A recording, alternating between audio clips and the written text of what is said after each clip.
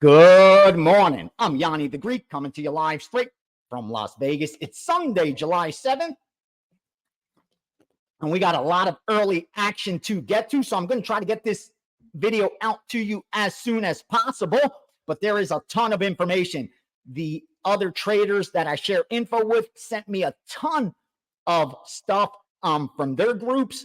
I moved tennis, Major League Baseball, WNBA, NBA Summer League, for the different groups that I work with. So I'm going to do what I can to share some actionable information with you. As you know, this is a little sidebar to our Bet with Ace program where I have the weekly steam room and help subscribers not only gain access to Plus EV proven winning information, but more importantly, how to use that information to ensure that they're able to profit right alongside me, like I was able to do 8 of the last 9 years. Now, with that said, I am not going to go over details of bankroll management today or where we stand for the year. I went deep on the steam room yesterday. If you ever want to try to understand not only the blueprint, but the long-term thinking game, and me discussing how the last month, 2 months have been horrific, and how to deal with that, how I've dealt with that, and how it affects the big picture, and whether our goals are aligned as sports bettors. So there's a lot of good stuff in that video. I highly recommend you check that out if you have some downtime. Just, sometimes just listen to a podcast. I'm telling you, we covered a lot. The guys and gals in the steam room, I told them, don't hold back. I take nothing personal. Well, this is emotional. When you're dealing with money and ego, there's going to be emotions. So as long as our goals are aligned, where we all want the same thing, and we do, you guys are subscribers of mine in that steam room. So obviously your goal is the same as mine, to make sure that subscription is profitable for you and this plus ROI for your investment and your time. So bring it, and I can help guide, because the truth is, although I've profited 8 of the last 9 years, although I've turned the most profit at Wager Talk since the site launched, I can't with certainty conclude that even half of my subscribers did the same. So that's why we had to create the Bet with Ace program, and things are changing slowly but surely. And love you guys for that support. So make sure you check that out. We're coming off a nice winning day yesterday. Because just based on the results, we picked up about 15, 16 units, I believe. So July, hope we turn this bitch around, baby, and head towards the fall and do some damage and shut out the year like we do with profit. I think next year is going to be where we start off real hot and just keep blazing, because I think the end of this year is going to be fire. All right. With that said, let me get to some of the games real quickly. Here's what I'm going to share first. This comes from other traders. I have not bet these for myself. I haven't released them to subscribers, obviously. I am still vetting them.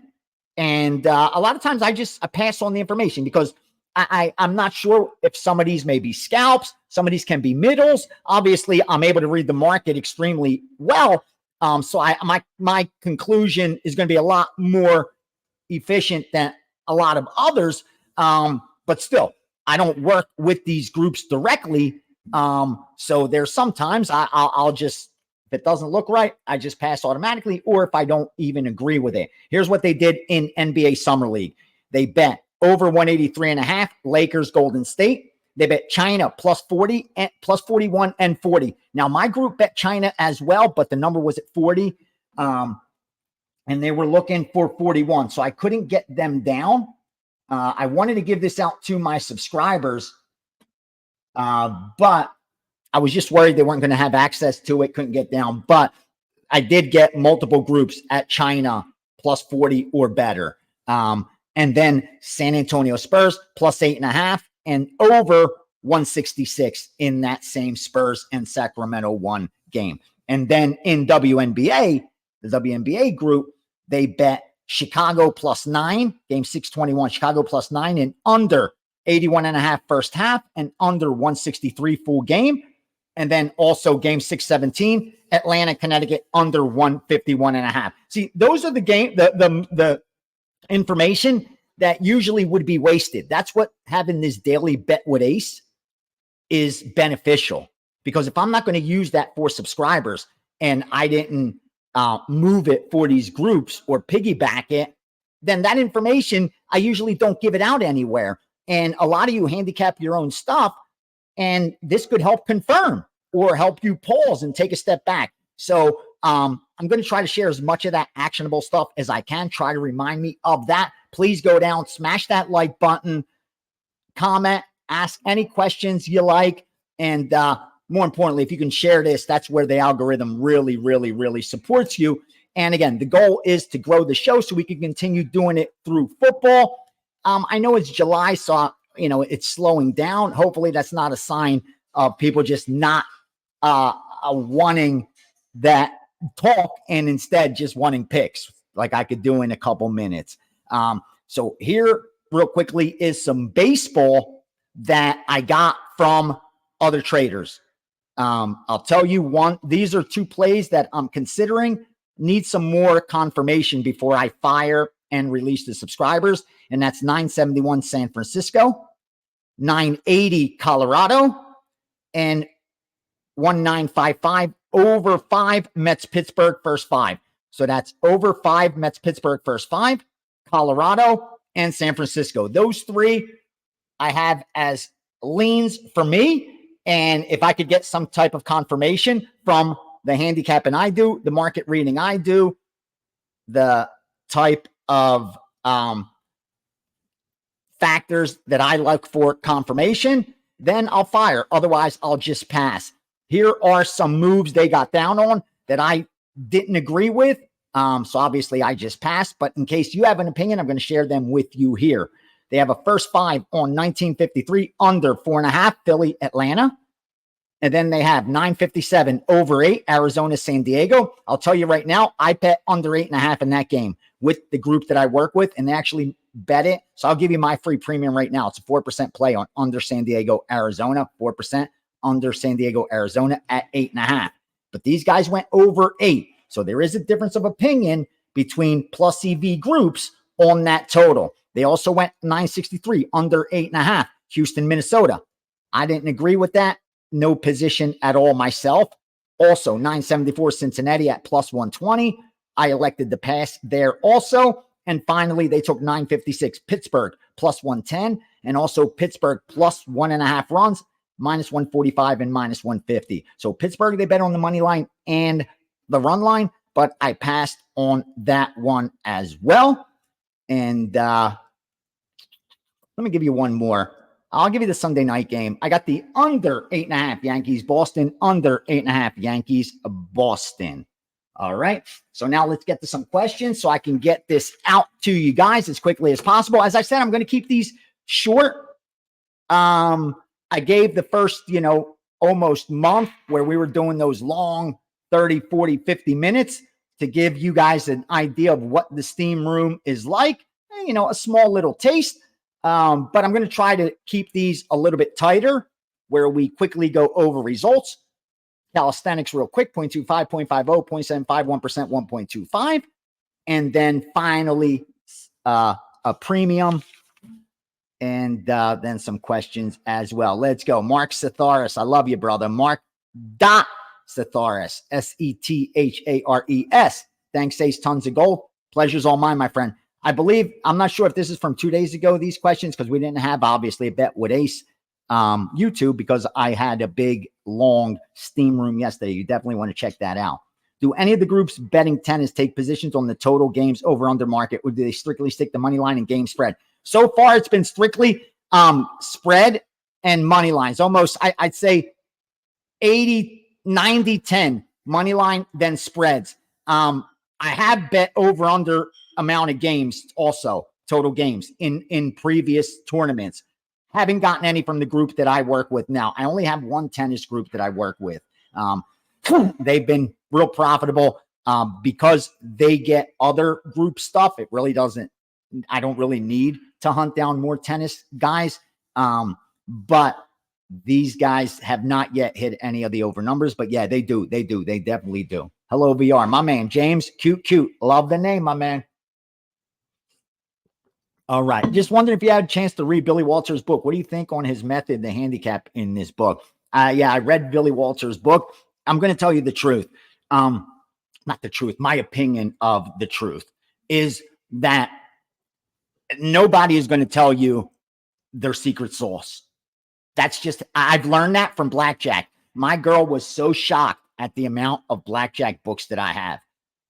Not only when she saw that the physical books that I have on blackjack, but then I turned on my Kindle and she saw the library and was like, holy shit, like you've read everything on blackjack there is. Yeah, pretty much I did. When I dove in about 15 years ago, at first I dove in about 25, 30 years ago, just a little bit. But about 15 years ago, I went all in. And with OCD, when I'm talking all in, I mean, that's all I did. All I did from the minute I woke up was read about card counting, read about advantage play, read about how to get away with it, even biographies of ex card counters. That's all I did. I dealt myself cards every chance I got. I would even drive around and do counts on license plates. I would see a license plate and I would count what the plus or minus was. That was just my life. And I would even go and play small stakes just so I could get hours in and just so I could practice my methodology.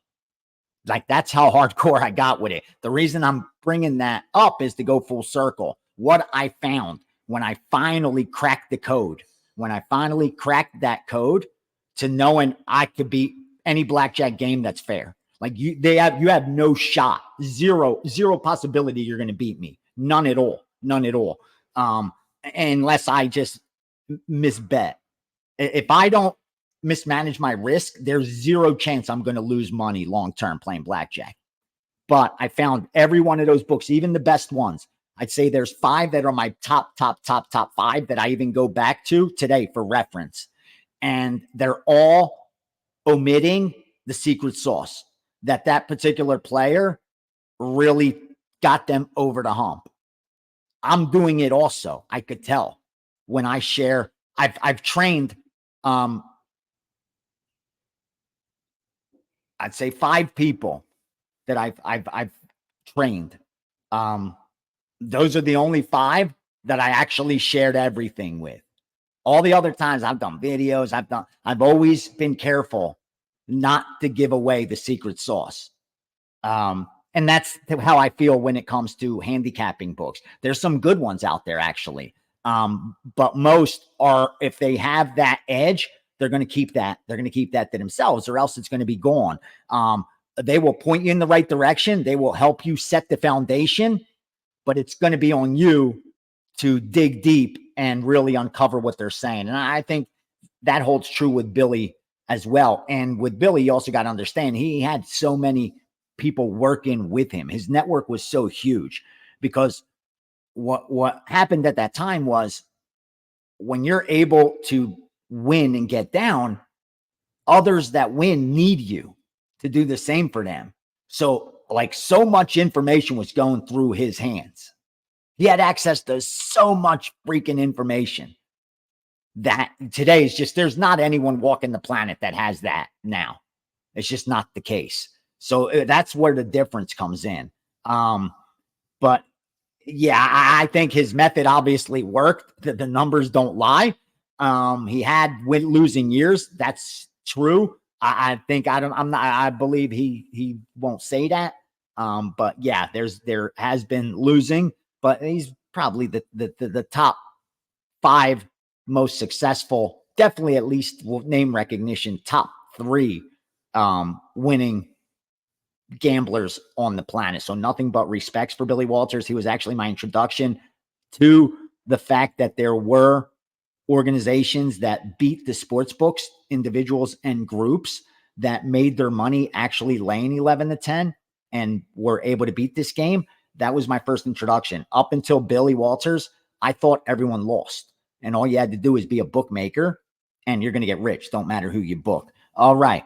Daba Bets 5919. How do you use Pinnacle in Vegas? VPN, or do you have a Pinnacle skin? PPH. Both. I have a PPH, and then I have a connect through the VPNs. As you can see, I just look, this is just blind. I'm going to do this blind. When I hit my Express VPN, we're going to see what comes up there. I got a feeling it's going to say Toronto or something like that. Yep, Toronto it is. Toronto it is. And then you'll see a little New Jersey in there. Got to look like you're on the East Coast. And then LA as well, because I don't want to look when I'm betting. I'm always in a Vegas guy. You want to look like an LA guy. And with some books, you want to look like an East Coast Jersey guy. But yeah, that's what I do. I have a connect in Toronto that stands for the money because he wants the information. And I give him a 10% free roll. And God bless America, everything's good. We settle with Bitcoin. And we have a pretty high settle figure. So we've only settled once, to be honest with you, in the last like year and a half. But it's because we trust each other and chose a real high settle figure. We've been working with each other with other things for years. So then when this opportunity came up, it was easy to say, hey, let's settle it at this figure instead of meeting every 5,000, 10,000, 15,000, 20,000, like you do with most guys. They don't want to get you anything more than 20, 25 plus or minus. Most start to get nervous. But you know, with the few that I've been working with so long, we just have like one guy just meet once a year. That's it. After the Super Bowl, we settle the figure. That's it. All right. Bryce Anderson, 3808. Ace, what is your favorite drink? Do you ever drink when you bet? Cash them, don't trash them. No, I don't. I don't drink. Okay, I won't put it that way. I'm not a drinker. I used to drink when I was younger. I mean, I was 40ing. I was funneling 40s. So I drank a lot. And then I got into the harder liquor after beer and Southern. Now, if I smell Southern Comfort, it makes me gag. But I was Southern Comfort, cognac. I could get my cognac down, vodka, rum. I drank, man. I drank. You know, back then, a little whiskey, more scotch. So I drank. But it just stopped going down after a certain age. I think when I got into my 30s, it just wouldn't go down anymore. And before, like I would have liquor in my fridge. Back then it was like, now you guys drink those like White Claws or whatever the hell those are and Happy Dads. Back then we had wine coolers and beer. So I always had wine coolers and beer in my fridge. Now I don't. And I always had, bottles of hard liquor. Now I just have them for display for a bar. And it doesn't go down. I will on occasion, if I'm out having a nice dinner with friends or my girl, I'll have a glass of wine. And within the first half of the glass, I'm feeling it already, believe it or not. That's the good thing of not drinking. It's almost like if you smoke weed and then for a month you don't smoke at all and you light up a joint and you're going to feel like, wow, what a great feeling. It's like that for me with alcohol because I don't drink. So when I drink a half a glass, I'm on. That's the beauty of it. But the one drink I do like, and I actually mixed some earlier this week for the 4th of July for my girl. And last week, because I told her I was a bartender, she's like, sure, you weren't a bartender. I said, are you kidding me? I even won a drink contest where they named it the Gianni Teeny because it was a martini. That's another story for another time. But I love frozen drinks. Like I like things that taste good. So my favorite was is a Miami Vice, which is half pina colada, half strawberry daiquiri, because I drink when I go on vacation.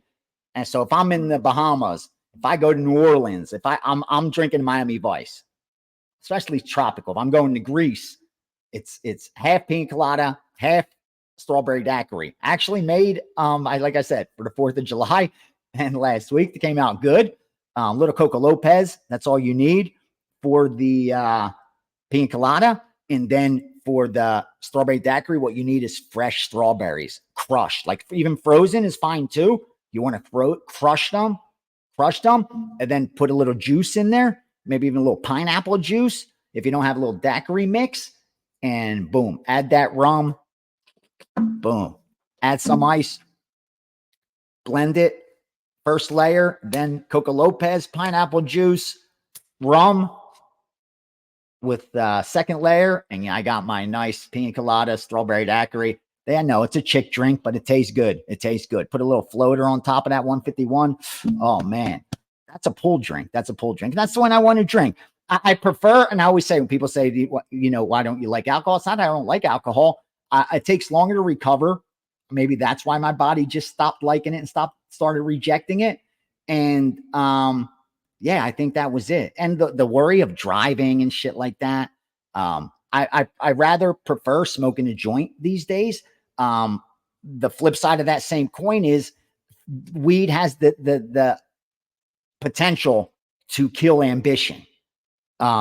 So you have to do it correctly and have it enhance a situation, not be the situation. So I've gotten much better at that, to where I never smoke during the day. I'm working. I'm not going to ever make decisions fucked up. And even though I'm not fucked up, you have a tolerance. It's just the thought of not being optimum. But I'd rather at the end of the night, if I'm going to chill, there's no responsibilities, everything's off, chill, watch a movie with my girl. I'd rather smoke a joint than have a glass of wine, a beer, or, cognac or scotch or something like that. Cash them, don't trash them. So I don't know. I probably went a little too long on my journey. You guys ever want to talk about drug-fueled night stories? God damn. Remember, I came here in 96, I believe. Yeah. And I was like 25, 26, 24. What was I? Yeah, I was in my mid-20s, early 20s, later 20s, whatever I was. Anyway, I was in my mid-20s, put it that way. Anyway, make a long story short, at that time, drugs were good for you and sex was safe. So it was a much different time than today. Much different time. So, yeah, I came here single and I had my crazy nights, All right, next. Why high volume versus 4 or 5 picks daily? I know some other handicappers do 5 max per day. Love the question. AB Moreno 100. High volume. Why high volume versus 4 or 5 picks daily? I noticed some other handicappers do 5 max day picks. I'm not betting to sell packages. If you're betting, if your only goal is to sell packages, you have to stick to 4 or 5 picks, because that's what recreational bettors want to see, because they overbet their edge, and real volume is going to scare them. They're not going to have the bankroll for it, and they're going to mismanage their risk, and it's just going to baffle them. I understand that, and I'm okay with that. That's why I have the steam room. That's why I have these videos. That's why I've done countless podcasts and videos to explain this exact reason. When you win, when you truly win, have an edge. I mean, a proven edge, bro. AB Moreno, what I'm saying is, if you can prove that you won long term, that since the site opened, you are up money, that as a pick seller, you are plus EV. You've given out over 1,000 picks. For me, I give out 3,000 plus a year. I've been there now 9 years, so I've given out over 25,000 picks. But if you've given more than, I'll say 1,000 a year, or 1,000 total, even if you're real low volume, if you're up money at the site, right, then you should want volume. If you're winning, you want volume. If you're not winning, or you need to protect a hot streak, you don't want volume. You max cap your bets. That's the market. That's the sell picks.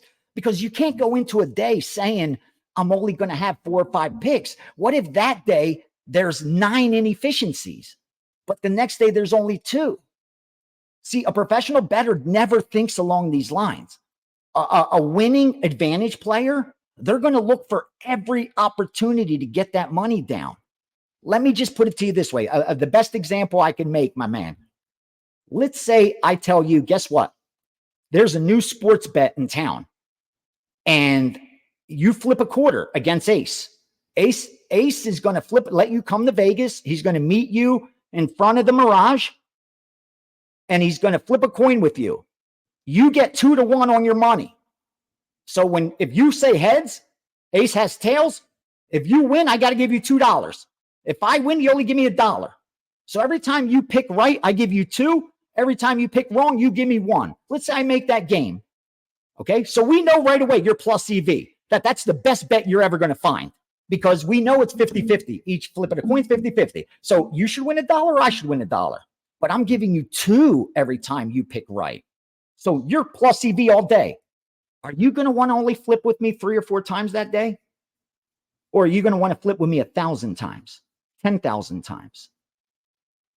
And that should be the easiest answer ever. If I'm giving you 2 to 1 on a coin flip, and you only got to give me even money, how many flips do you want to do a day? 3, 4, or 5,000? Me personally, I want to do it 1 billion if I can.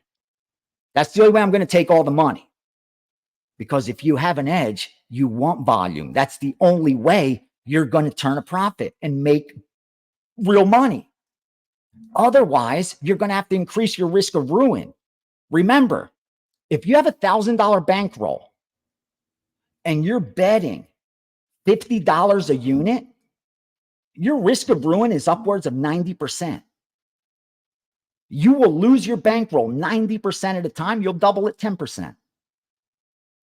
If you only have 20 units in your bankroll, you need 200 units just to be close to 50-50.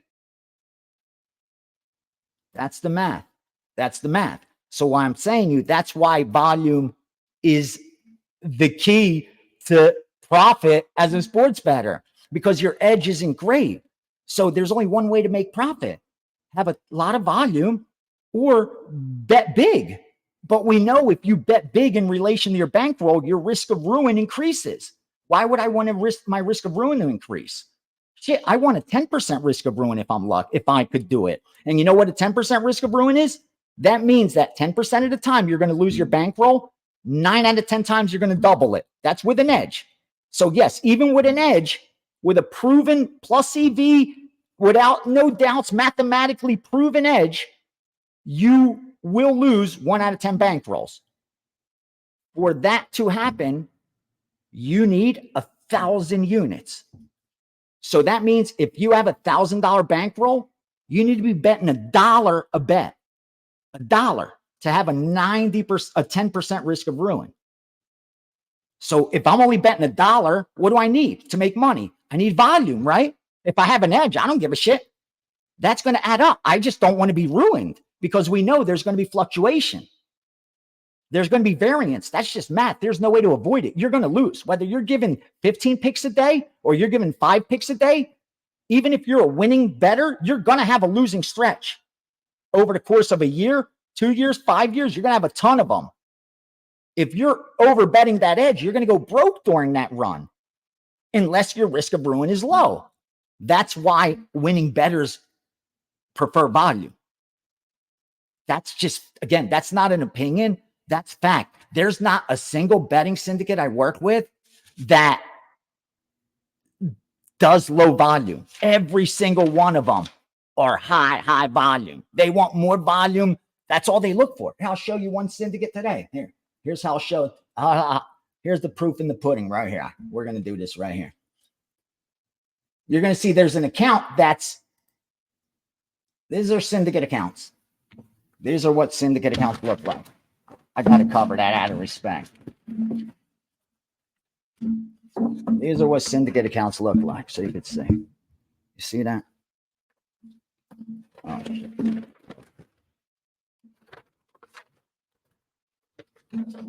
That's a syndicate account. That's a syndicate account. And you'll see all them numbers are better. That goes up and down like you can't imagine. That's every day. That's every day. That's every day. That's nothing. That's low volume for these guys. That's low volume. That's every day. And I'm doing it. And that's just the numbers that they found in this one account. Like they could have 8 other bets. They just didn't find the number in this account. I've explained that during a college football games, sides totals, first half sides totals, just those 4 bets together, the most profitable and respected syndicates, they're going to have 30 to 40 bets on a Saturday of college football. I try to narrow that down to like 8 to 15 at the most, depending on this, day, you know how inefficient the market is. But yeah, that's the game. That's the game. If like, again, if you have an edge, and I give you 2 to 1 on a coin flip, are you just going to want to come to me and say, let's flip it 5 times today? Or are you going to say, Ace, let's flip it 500 times? Yeah, you have an edge. Why would you want to only flip it 4 times? The flip side of that is, how many edges can you find? That's why some days we have high volume, some days we have low volume. Also, keep in mind, I'm betting multiple markets. I move for multiple groups. So today I have 2 tennis plays. I have 3 tennis plays, 2 soccer plays. That's 5 right there. If I only have 4 or 5 baseball, that's 9 right there.